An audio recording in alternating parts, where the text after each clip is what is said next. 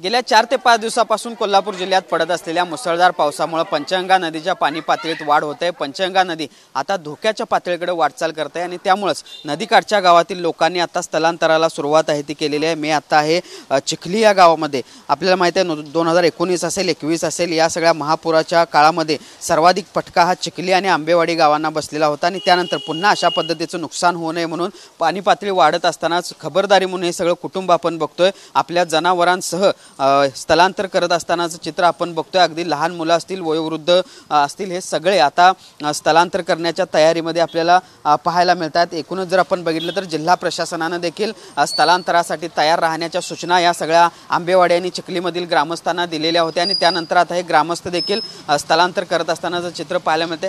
आजी काय सांगाल, पाणी वाढायला लागले, कुठं वाढायला लागले? आम्ही सोनतळीला निघालोय, नवीन चिखली झालेली तिथं शाहू महाराजांनी जागा दिली तिथं आम्ही निघालोय। आता तिथं काय काय साहित्य घेतले? आता साहित्य आता प्रपंच ढोर आणि मुलं, काय दुसरं घ्यायचं बाबा आता म्हणजे हेच की।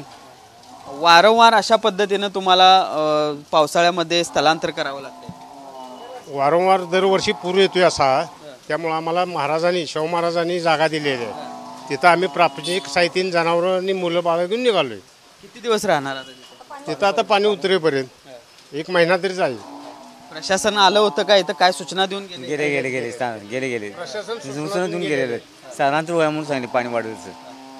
तर पाहिलं आपण हे लोक जे आहे त्यांचं 2019 असेल 21 असेल या सगळ्या महापुराच्या काळामध्ये मोठ्या प्रमाणावर नुकसान झालेलं होतं आणि तेच नुकसान टाळण्यासाठी आता पंचगंगा नदीचं पाणी वाढण्याआधी किंवा गावात शिरण्याआधीच हे सगळे लोक आपल्या सगळ्या साहित्यासह प्रापंचिक साहित्य आणि गुराढोरांसह स्थलांतर करत असल्याचं चित्र आंबेवाडी आणि चिखली गावांमध्ये पाहायला मिळतंय। व्हिडिओ जर्नलिस्ट सुनील काटकरसह भूषण पाटील, TV9 मराठी, कोल्हापूर।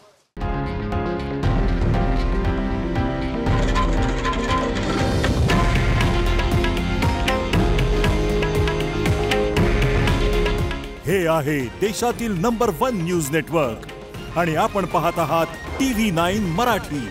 काळजी तुमची, हित महाराष्ट्राचं।